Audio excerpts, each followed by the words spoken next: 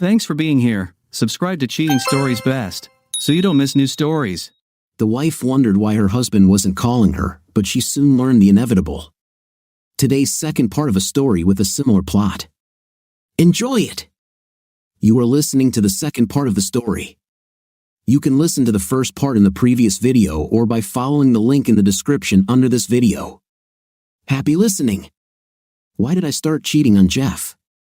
I was bored, I was lonely, I needed a little excitement in my life.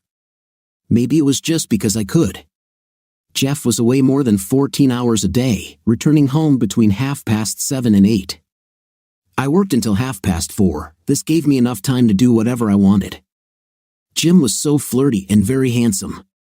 Over time working together, we became closer. We trusted each other when we should have trusted our spouses. One afternoon, after some serious flirting, Jim kissed me. We quickly parted ways, embarrassed, smiled, and then began to laugh nervously. I was confused too. I liked the kiss, but I knew it was wrong. After all, I was a married woman. We continued to lay out the materials when Jim approached me again. Lauren, that kiss was something special. I want to kiss you again, he told me, looking into my eyes. He kissed me again. We made love. It was his mischief that made him special. That's what was missing in my life, a feeling of excitement.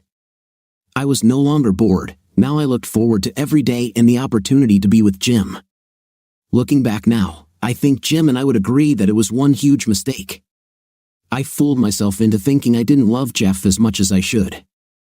I'm reminded of the old saying, you don't know what you have until you lose it. It was all Jim's idea, a stupid trip to Florida. I should have known better. Jeff has been acting strange lately. He was somehow cold and aloof. I called Jim and told him that we would have to back off and cool it down for a while. Then he came up with this stupid idea to take me on a business trip to Florida. It really sounded exciting to go to South Beach on the arm of a big, handsome man. I don't know how he managed it, but he persuaded our manager to include me on the trip. It's hard for me to remember the exact words that were said. Jeff may remember it differently, but that's how I remember it. I remember the night I told Jeff. He entered through the front door, threw his briefcase on the table, and remarked, "It was a hard day." "I'm glad to see you're in a good mood," I replied. "I am happy, and I hope that you will be happy too after I tell you my good news," I beamed. "My day wasn't that great. You speak first, okay?" I giggled. I was asked to go to South Beach for a seminar on the Federal Employee Health Benefits Program. This is an all-expenses-paid stay at the Victor Hotel, one of the old Art Deco hotels on Ocean Avenue in the heart of South Beach. The bad news is that I won't be here from this Friday to next Saturday, gone for 9 days. "Honey, do you mind if I go?" He didn't seem happy, sad, angry, or even surprised by the news. This should have been another hint that not everything was as it seemed. I thought he would be upset. I thought he would object, that he didn't want me to go there without him.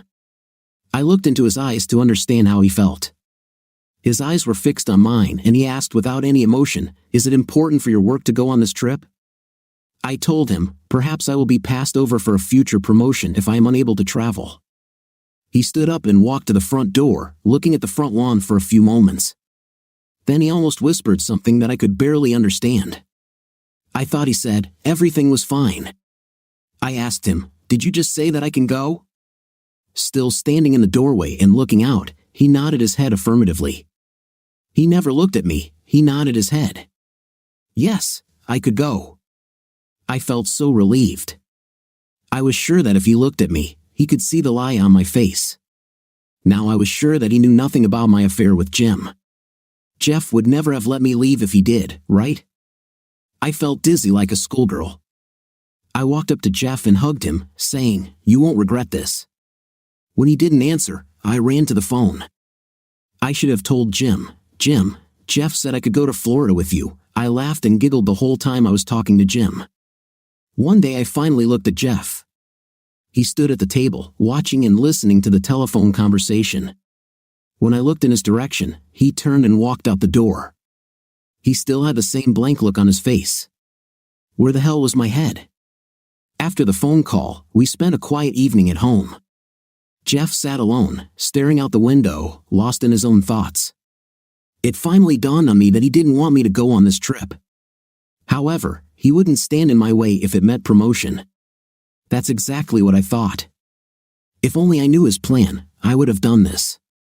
It was so unlike Jeff to agree so easily to my request to leave without him. This should have raised warning signs. In my eagerness to spend time with Jim, I didn't heed the warnings. Jim wanted to take me to the airport, but Jeff wouldn't hear of it. He insisted and took time off from work to take me instead. The trip passed in silence. Jeff was acting strangely.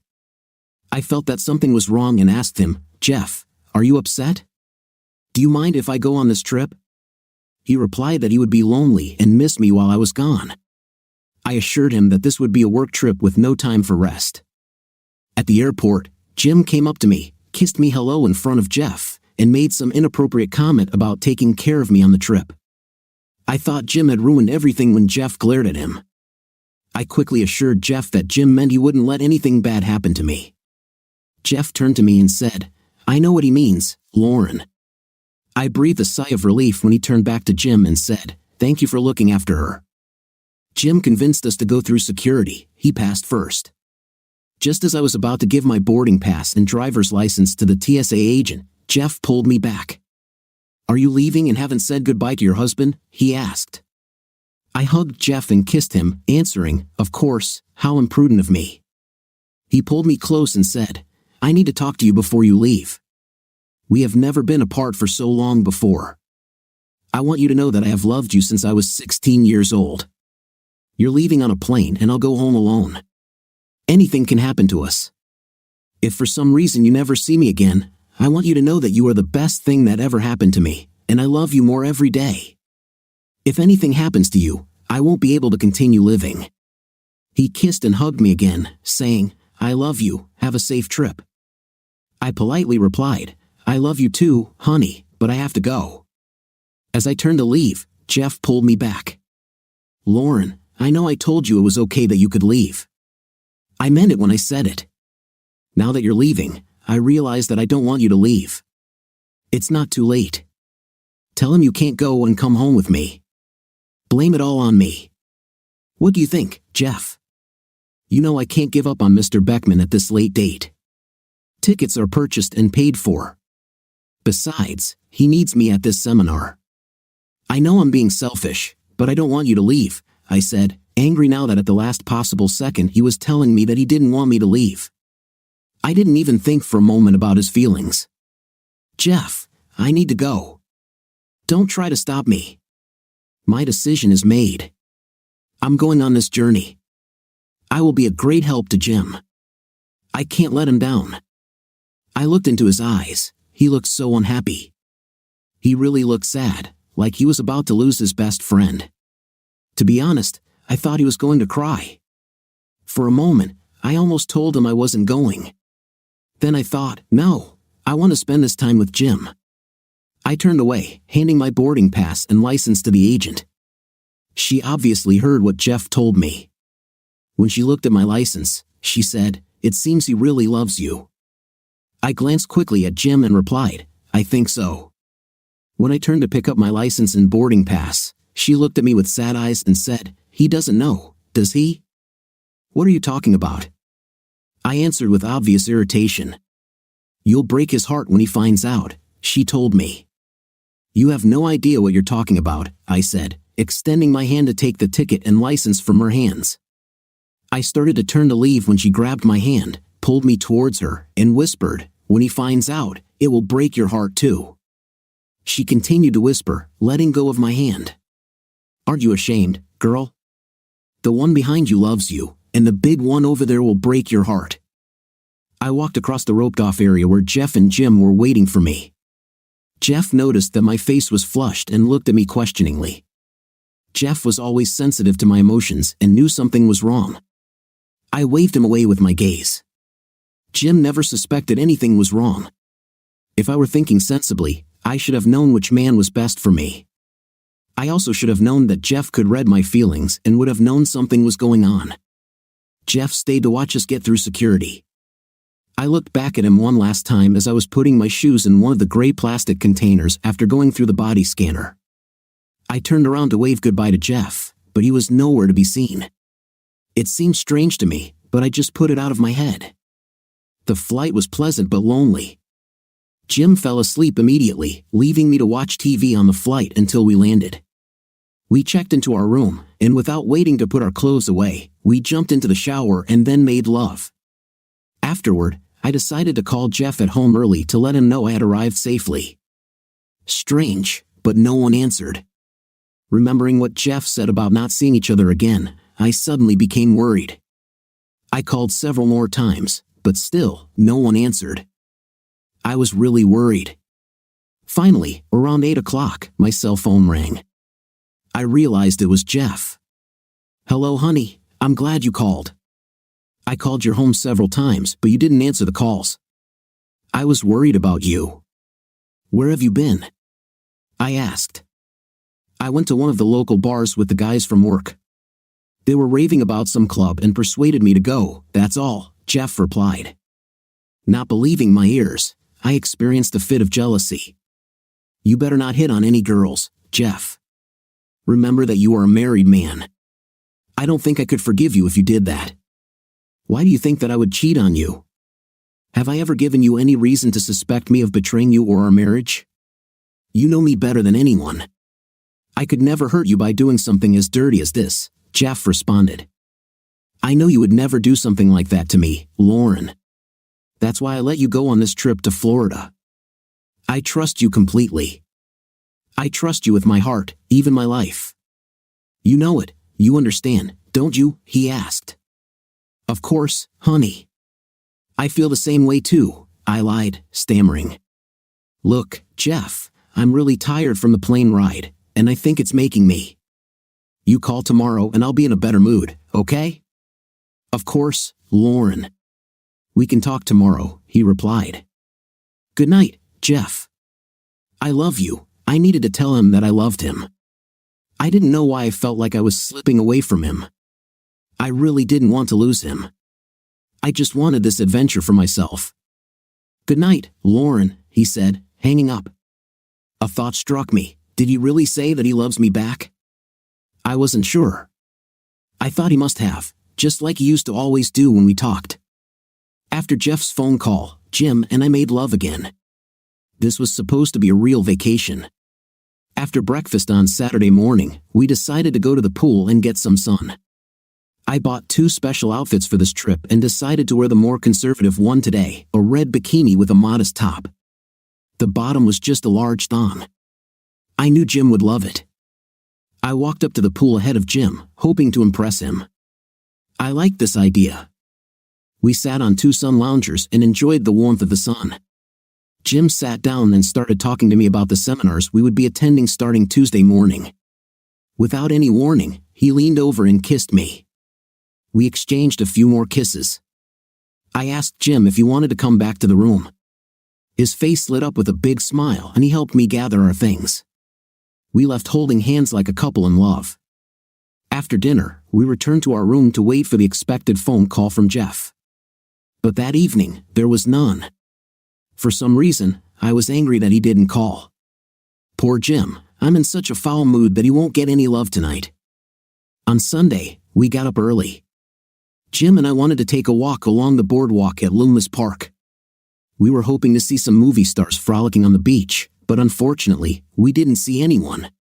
As we were leaving the park, located directly across the street from the hotel, my cell phone rang. I looked at the phone and saw that it was Jeff. I was still angry at him for not calling last night. Jim asked me who it was, and I answered with a laugh, "That idiot." Jim also laughed at my little joke. I have to answer the phone, something bad could have happened. Why else would he call on Sunday morning?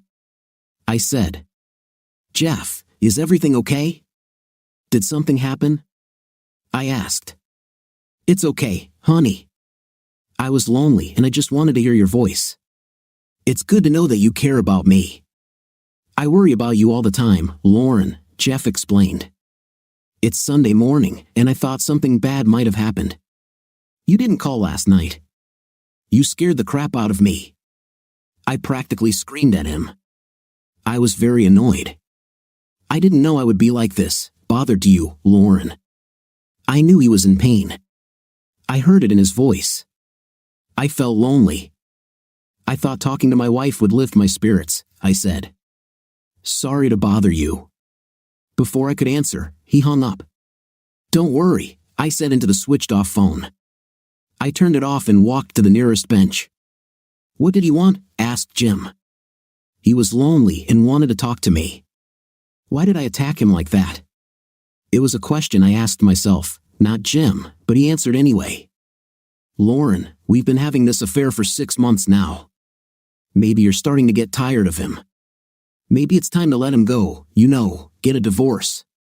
Then we could spend more time together, we won't have to hide anymore, Jim suggested. That's right, I snapped. Your wife won't mind if we go to your house for a matinee, will she? Yeah, it's like we don't have to hide anymore, I grinned at what I said next. Jim, you make $38,000 a year. You have no prospects of achieving more. Since Jeff's last promotion with his year-end bonus, he makes almost $200,000 a year. I like you, Jim, but you're not that good. Jeff is pretty good at this, so I won't really be missing out on too much.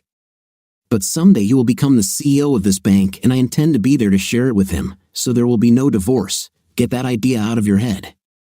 Besides, you will never divorce Jane. You will never leave your 2 children either, so stop pestering me about the divorce. You're right, but that doesn't mean we can't enjoy each other's company while we're here, right? Jim suggested. That's right, I beamed, taking him by the hand. We ran across the street to our room. Jim and I took a short nap after making love. We woke up, had a quick snack, and decided to head back to the pool.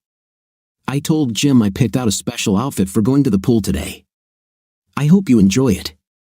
I was wearing a tangerine cape, but Jim wanted to see the whole outfit immediately. I refused, telling him, you'll see it at the pool.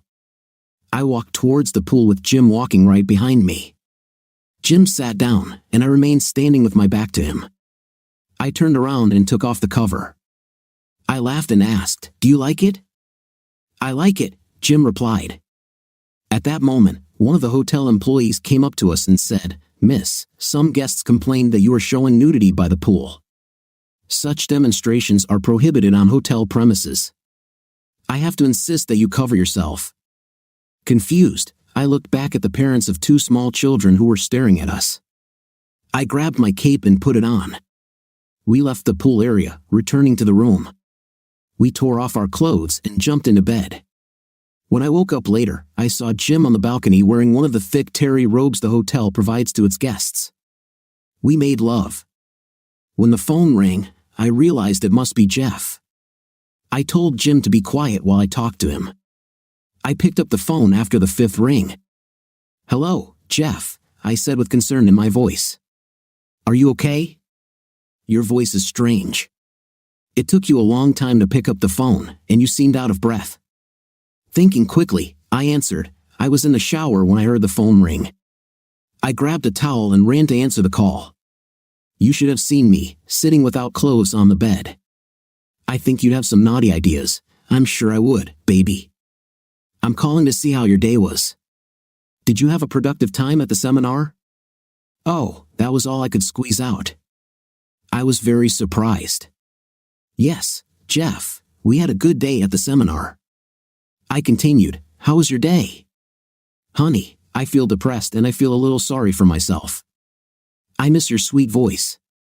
I miss hugging you and being kissed back. What I miss most is you lying next to me in bed at night. This bed gets big and lonely when you're not here to share it with. Someone I don't have to tell you this, you feel the same way. You know what it's like to wake up alone in the morning. That's all I heard when Jim distracted me. I removed the phone from my face, tried to cover the receiver, and pushed him away. He moved away and I told him again, shut up. I raised the phone to my ear again, answering Jeff. That's right, honey, that's right, I lied.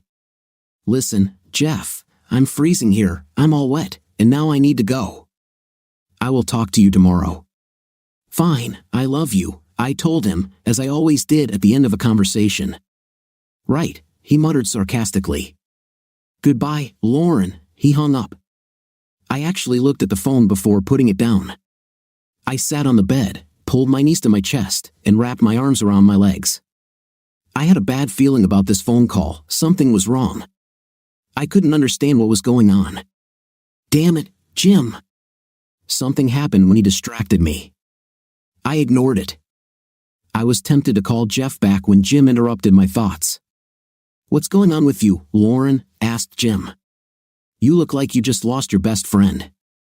Maybe so. Something was wrong with that phone call from Jeff. I have a really bad feeling. I hope he doesn't know about us. This was the second time I told him I loved him, and he didn't say the same back. He had never done this before. He always tells me he loves me when we hang up. The first time was on Friday. It seemed to me that he said this, but I didn't hear it tonight. I know he didn't say it on purpose. Maybe he also said this on Friday not on purpose. If it were true, it would mean that he knows about us. He should have known before he allowed you to go on this journey. You yourself said that if he had known, he would never have let you go with me. Logic tells us that he knows nothing. You're probably right, Jim, I thought. Jim was right. Jeff had no way of knowing about this. And yet, deep down, I had an unpleasant feeling. Jim still wanted to make love. On Tuesday morning, Jim and I got up early and finished the first day of our workshops. When we returned that evening, we were both too tired to engage in any lovemaking. Jim actually fell asleep early while I was waiting for Jeff to call. By 10 o'clock, I was furious with him for not calling again. By 11 o'clock, fear had crept into my mind again. Did he know about this and didn't he call on purpose? Should I call him? No, it was already too late. I thought about what Jim said yesterday and had to agree that Jeff didn't know anything. If I really believed this, then why did it take me so long to fall asleep that night? Wednesday was the same as Tuesday. We both headed back to the hotel room and ordered dinner. After eating in a quick shower, Jim felt refreshed and began to pester. I was shattered. I couldn't think of anything other than waiting for Jeff's phone call. When this didn't happen, I was horrified. There was no chance he wouldn't call 2 nights in a row. Even Jim began to worry. Jim's wife called him every day now. He was beginning to doubt. When I didn't get a call by 9 o'clock on Thursday, I called my mom and explained to her that I hadn't heard from Jeff since Monday and could she go home and check on Jeff. My mother said that of course she would go straight there. 30 minutes later, my cell phone rang and it was a call from our home phone. I picked up the phone, blurting out, "Jeff, I'm so glad you finally called. Are you okay?" "It's me, Lauren," Mom answered. "Jeff isn't here." I looked around all the rooms in the house. In none of them does he lie unconscious. All his clothes are in his closets and his computer is in his office. Could you tell me what's going on? "Nothing is happening, Mom," I lied. "We had a little argument on the phone, and I think Jeff is mad at me. I'm sure everything will be fine when I finally talk to him. I'm relieved to know he's not lying unconscious in one of the rooms like you said. If you hear anything from him, please ask him to call me." "I'll ask, Lauren. This is so unlike him.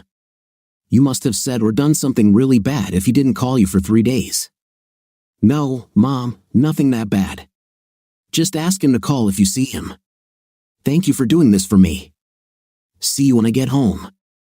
"Well, okay, honey. I miss you and can't wait to see you on Saturday. Good night, Lauren." After my mom's phone call, I became even more worried. Where the hell could he be? Why wasn't he home? I realized that I would have to wait 2 more days to find out, unless he called or I could contact him. I decided to call his home number and his cell phone. I got voicemail on both lines. I left pleading messages on both, telling him how much I missed him and couldn't wait to talk to him. I also said that if he is angry with me for any reason, we could deal with it when I get home, and please not to do anything rash. I was beginning to believe that my marriage might be over. Friday seemed to drag on forever. I wasn't surprised that no one called that evening. I actually called my home phone and Jeff's cell phone but couldn't get through. Needless to say, Sue and Jim didn't get anything that night either. On Saturday morning, I got up early, had my things packed, and dressed before Jim got up. It was about 11 o'clock when we left the room to check out. As the elevator doors opened into the lobby, I looked at the front desk and saw the clerk pick up his phone and make a call. He spoke for a few seconds and hung up. As we approached the front desk, Jim gave the clerk our key cards and his credit card. The badge on the clerk's shirt indicated his name was Carlos. Carlos returned Jim's credit card and made him sign some papers. What he said next made my brain turn to mush. He ambushed us by saying, "Mr. Beckman, Mrs. Carlson, I hope you enjoyed your stay here at the Victor Hotel and I hope to see you again soon." When I heard him say my real name, my mind went blank. All I could do was look back at him and say, "What did you call me?" "You are Mrs. Carlson, aren't you?" he asked with a sly smile. My smart answer was, "Why do you think that?" He put 2 photographs on the counter in front of us. One was a photograph of Jim sitting in a hotel restaurant, and the other was of me, apparently taken the day I tried to sunbathe topless by the pool. My bare breasts were clearly visible in the photograph. Carlos went on to explain how he got these photos. Some man checked in and asked if I knew the people in the photographs. I told him yes. I told him that you were registered as the Beckmans, you were well known here. After showing off your without anything charms last Monday, this person kept telling me that I was wrong. He said the man in the photo is actually Jim Beckman, but the woman with him is not Jim's wife, but his wife, Lauren Carlson. He was here? Jeff was here? When did he get here? I asked. Carlos gave me another look that I couldn't understand. Let me take a look. Carlos typed into his computer and told me, a certain Mr. Jeff Carlson checked in last Friday at 4 o'clock and checked out on Tuesday at noon. Oh my God, Jim, he's been here all weekend. I exclaimed. Carlos turned to me and asked, "You are Mrs. Carlson, aren't you?"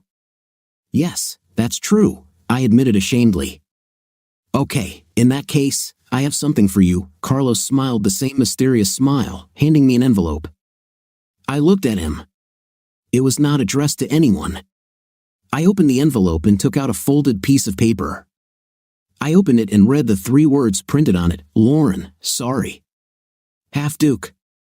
I felt like I was about to faint and leaned against Jim for support. After he helped me calm down, he took the paper from my hands and read it. I saw a worried expression appear on his face as he whispered to me, "Come on, Lauren, let's get out of here." Before we could leave, Carlos called out to Jim, "I have an envelope for you too, Mr. Beckman." He held out his hand with an envelope. Jim looked at him for a long time. I knew he didn't want to touch it. Finally, Jim took it, pulled out the paper inside, and read it. Jim read it and turned to look out the window overlooking Ocean Avenue, then dropped the paper almost absent-mindedly to the floor. I took the piece of paper and read it. "You thought you'd get off free, idiot. I spent the last 2 hours with your wife this morning. I don't think you'll get the homecoming you were hoping for. I showed her all my evidence. This is just the beginning. I will do everything in my power to make your life a living hell." Jim was still looking out the window. I took the 2 photographs and the letter meant for Jim and me. As I was putting them in my purse, I saw Carlos pick up the phone and say, "Did you hear that?" I stared at him, and he continued, "Was this everything you expected?" "That's good, sir. I hope to see you again at the Victor. You have made your stay here most interesting. And the same to you, sir. Goodbye." "Was it my husband?" I asked. Carlos gave me that same smile again but didn't say anything. I told Jim, "Come on, we need to catch a plane." On the way to the airport, I called my mother. I asked her to meet me at Kennedy Airport. My mother puzzledly asked, "Won't Jeff pick you up?" "I don't know, Mom. We actually had a fight, and I know he's really upset with me right now." "I can't believe it's like that, honey." "Jeff would never leave you in trouble, Lauren," my mother said, now with suspicion in her voice. "What exactly were you fighting about?" "Nothing, Mom. You have nothing to worry about. This is. It must have been something serious if he didn't pick you up, plus the trip to your house to see where he was on Thursday night. No phone calls. It had to be something big." Then, with horror in her voice, and perhaps some awareness of what might have happened, she asked loudly, "Oh my God, Lauren, what have you done?" I started sobbing. "I didn't do anything that couldn't be fixed, Mom. please come to the airport in case Jeff doesn't show up. If you did what I think you did, he won't be there. Don't worry, I'll pick you up." Then she hung up. I don't remember much about the taxi ride to the airport or going through security and boarding the plane. It was as if my mind had simply switched off, and I was on autopilot. I didn't have any clear thoughts until we were airborne. Once my mind started working again, I pulled out the pictures of Jim and me. This was obvious when my photo was taken. Jeff should have seen what happened between me and Jim on Monday. Then I looked closely at Jim's photo. He was sitting in a booth and wearing a black shirt. The only time he wore this shirt was on a Monday night at the hotel restaurant. A cold shiver ran down my spine. The guy wearing a Mets cap and holding a camera must have been Jeff. If he had seen everything we did on Monday, I would have realized that divorce might be in my future. There was something else that bothered me in Jeff's letter to me. He called himself a nerd. I only called him a nerd once, and that's when I answered his phone call on Sunday. He must have connected us to the sound somehow. I shuddered to think what he would do if he heard our entire conversation. I could only hope that he would pick me up at Kennedy Airport to take me home. I thought the chances of this happening were slim. Jim was sitting in the seat next to the window.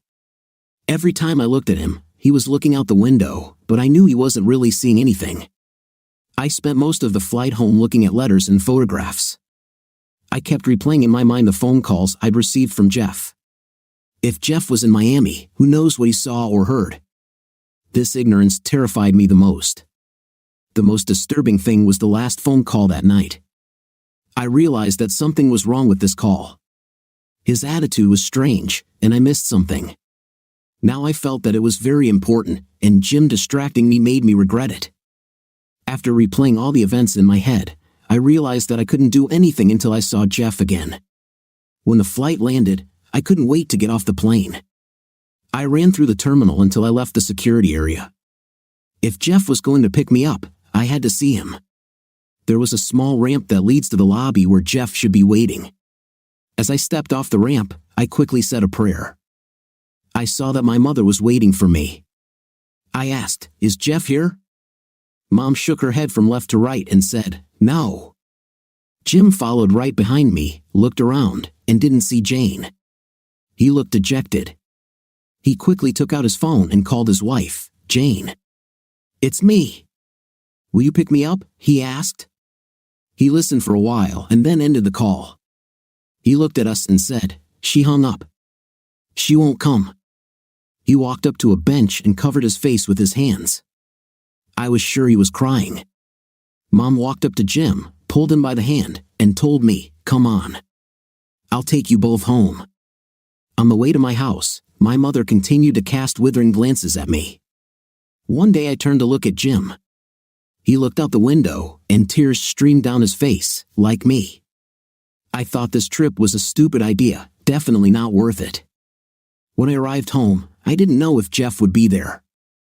I asked Jim to wait in the car. A confrontation would not be good at this stage, if at all. I ran into the house, shouting, "I'm home, Jeff." There was no answer. "Jeff, are you here?" I called again, silence. I ran through the house looking for Jeff. I walked into our bedroom and found his closet and chest of drawers empty. In a panic, I ran past my mother standing at the dining table, heading straight to Jeff's office. When I looked into the room, I realized he was gone. I walked into the living room and sat down heavily on a chair. It only took a few moments for the fact that he had 4 days to make plans to sink in. Removing his clothing and personal belongings may be just the beginning. What else has he done? Finally, I turned and looked at my mother. She stood at the dining table with an envelope in her hand. Mom handed me the papers signed in Jeff's handwriting. It simply read divorce papers. She then handed me a jewelry case with a piece of paper attached to it. The letter said, "If you want to know why, watch the DVD." Mom had already taken the disc out of the case and walked over to the TV. She turned on the TV and DVD player and inserted the CD into the slot. She took the remote control and sat down on the new sectional. Just before Mom could turn on the DVD, Jim opened the door and asked, "Is everything okay?" "No, Jeff isn't here. His clothes are also gone." Looks like he left me. I'm sorry it came to this. I'll call a taxi and wait outside. I have to go home and try to repair my marriage. I just hope I can, Jim said. Lauren, I just hope I can, he said as he walked out the door. For the sake of his children, I hoped he could. After Jim left, Mom turned on the DVD. I sat down next to my mother. We saw everything he filmed during the trip. I apologize. I'm sorry, Mom. I don't know how I let this happen. She gave me a look of disgust. I thought how alarmed she must be looking at my depravity. My heart sank as I thought about how my mother must have felt watching my crime. The next scene was the most terrible. I finally heard on the phone what I missed that evening. There was no video, but Jeff must have recorded as part of the conversation. Lauren, you spend your nights alone, don't you, Lauren? Then I heard muffled conversation. Then Jeff asked again, Lauren, are you there? There, you sleep alone, right? It was said with such venom that if I had heard it, I would have realized that he knew. Thanks to Jim, I never heard that before. All I said was, that's right, honey. That's true. In the next scene, a hand was seen covering the camera lens, and it became apparent that he was removing the camera from the tripod. The image on the screen moved wildly, finally stopping, looking through the sliding glass door onto the balcony. It seemed to have been placed on the table. Jeff reappeared, sat down on a chair, took the microphone apart, and began folding up the tripods, placing them in a black canvas bag. Jeff turned his head to peer into the darkness. When he turned his head back, I saw the agony on his face. He lowered his head, and for about 5 seconds, I heard quiet sobs. Then he seemed to pull himself together, wiping his eyes with the edge of his t-shirt. Then he spoke out loud to himself, "This is the second time she's done this to you, Jeff. This will never happen again." Then he stood up, walked towards the camera, and the screen went dark. Luckily, the show is over. He skillfully captured my infidelity for all to see. No one was more stunned than my mother, who hung her head and cried silently. No one was as sad as me when I saw Jeff's tears. I was overcome with self-loathing. The second time he said it, I was confused. I didn't know that he had cried because of me before. When he said, "It will never happen again," I was overcome with fear. Fear for what I did to my marriage. Mom asked me, "What are you going to do now? Do you want to save your marriage or run away with that guy on the street?" Oh my God, Mom, I love Jeff. Of course, I want to save my marriage. I'm not going to run away with Jim. He has a wife and 2 children. He will never leave them. Whether I can save my marriage will not be decided by him, and it will also not be your choice. To save your marriage, it will depend on your husband if you still have it. He had many days to make a decision. You already have divorce papers on your dining room table. What other things did he think of doing? If you really want to leave Jeff, you'd better talk to him soon and give him a good reason to take you back. I wouldn't wait too long. He already has a big head start. I dialed Jeff's cell number as soon as Mom left. He hadn't answered any of my phone calls, and I wasn't sure if he would now. I knew I had to try. Surprisingly, he answered after the second ring. There was no anger in his voice, and amazingly, there was no emotion at all. "Lauren, what do you want?" he asked. "Jeff, we need to talk. Will you talk to me?"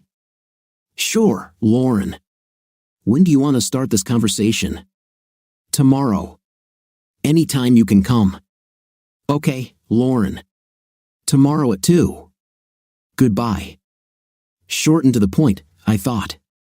I didn't like the lack of emotion that I heard, or didn't hear, in his voice. His voice sounded so cold, as if he had made a decision and had no intention of changing it. He was going to end this confrontation as quickly as possible. If I had boots on, I would be shaking in them. I understood that it would not be easy. The next afternoon, I looked out the window and saw his car pull into the driveway. Instead of entering through the front door, he walked around the side of the house and entered through the back door. I ran to the kitchen and sat down at the table set for dinner. Jeff walked through the door. I think he was surprised to see me sitting there. "Hello, Jeff. Thank you for meeting with me today," I said. He nodded in response, then sat down at the table. He looked at the table setting and then turned back to me with a questioning look. I thought you might be hungry. I have lunch prepared in the refrigerator if you want to eat, I offered. He shook his head, saying, I've already eaten, and pushed the plate away.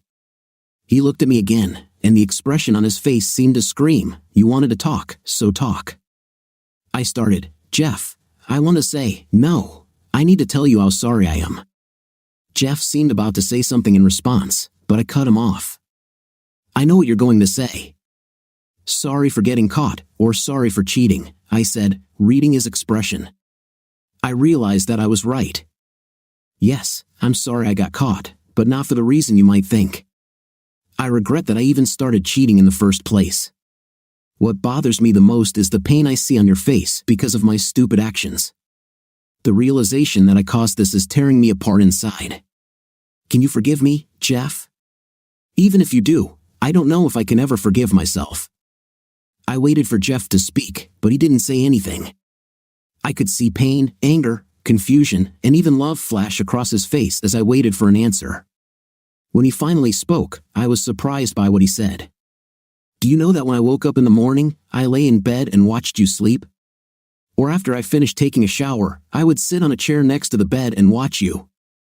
He paused. I knew you caught me several times. Sometimes you opened one eye and asked what I was doing. I smiled and laughed quietly, coming up to you and kissing you on the forehead. You looked so peaceful laying there, even beautiful, at least to me. I would look at your face, at your eyes, at every curve of your face, at how your nostrils flared, how your mouth opened slightly as if you were dreaming, perhaps about me. Now I think, maybe about him. He sighed. I thought how lucky I am to have you in my life, my guardian angel sent to me to add color and brighten up my otherwise gray existence. But then you took it away from me. The color and light disappeared. Now, since Wednesday, when I wake up in the morning, I still smile to myself and think how lucky I am to have you and how much I love you.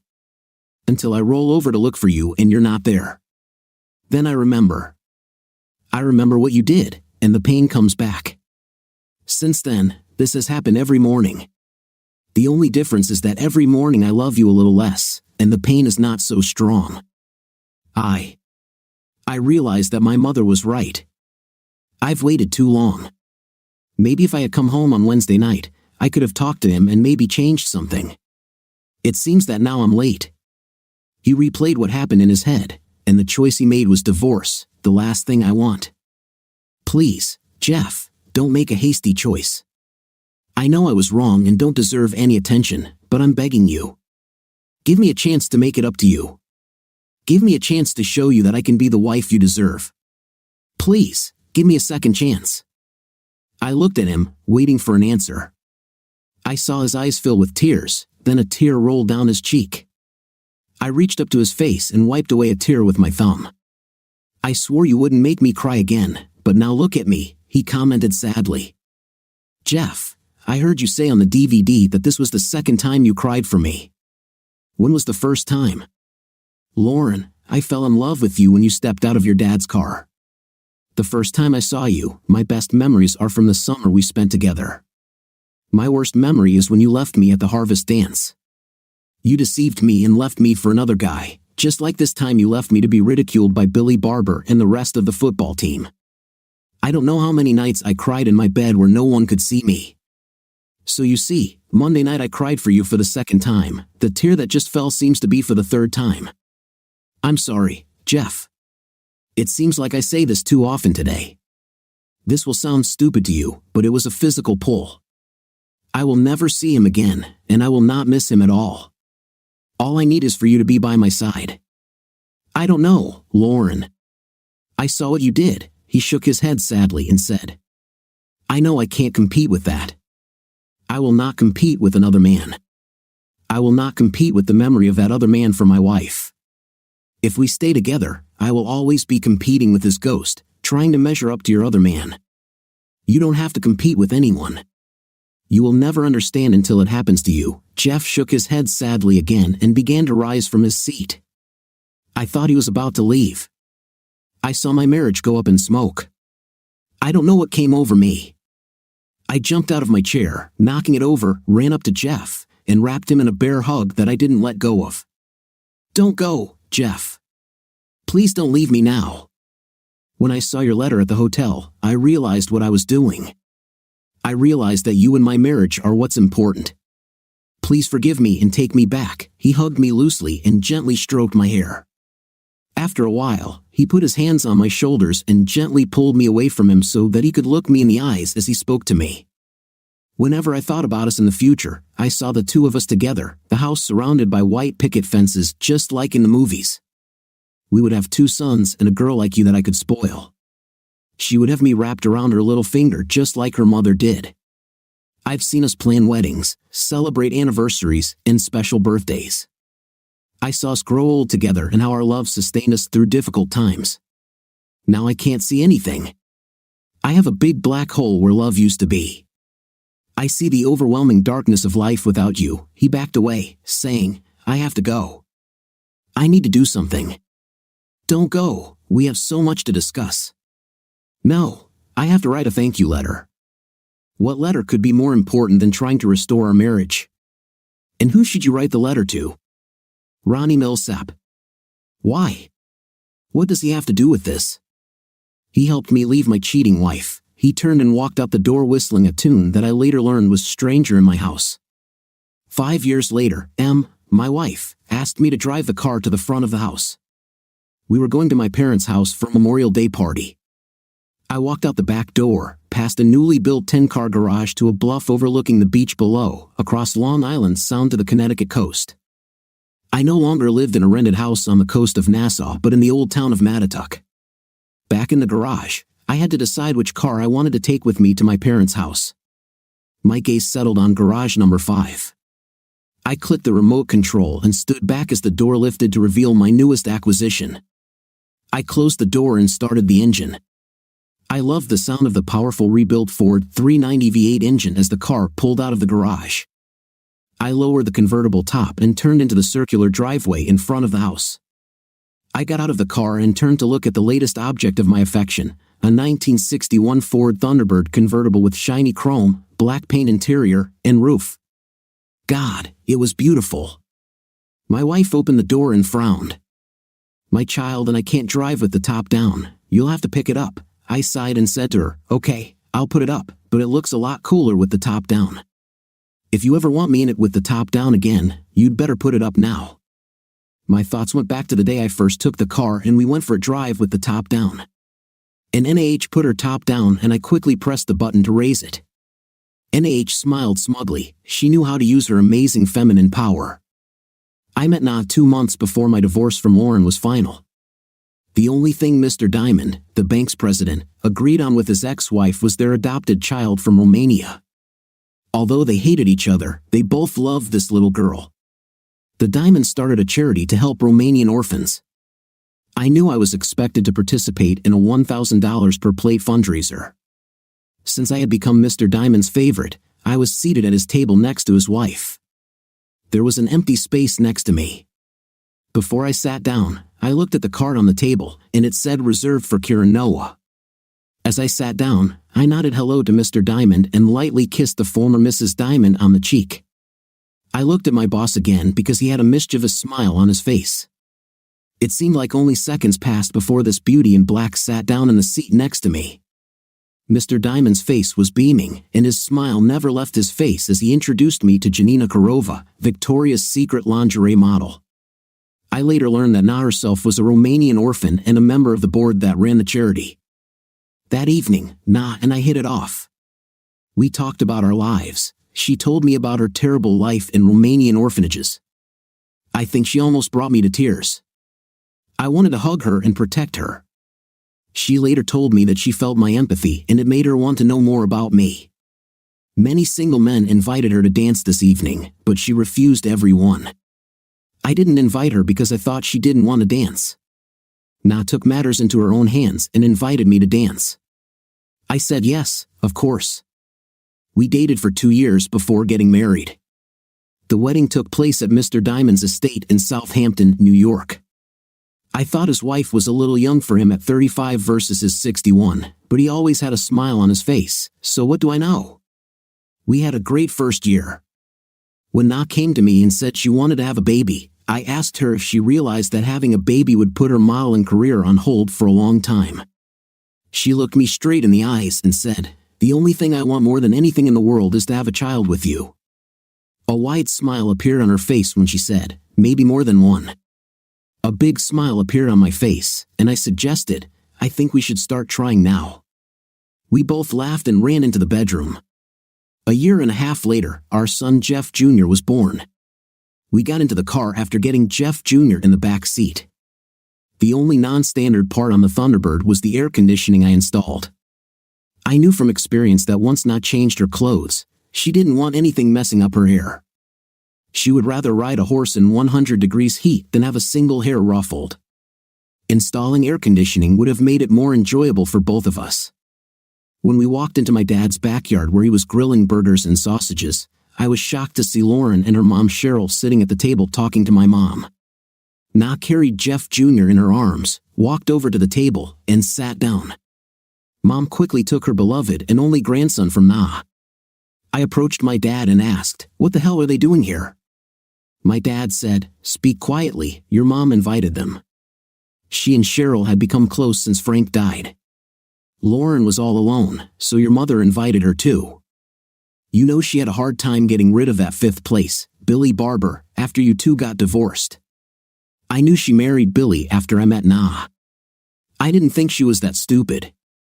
Well, she really cheated on me with that. Beckman. I was sure he would have gotten a divorce. Instead, his wife took him back. She did have 2 children to worry about. It should matter for a long time. I hired a private detective to follow him.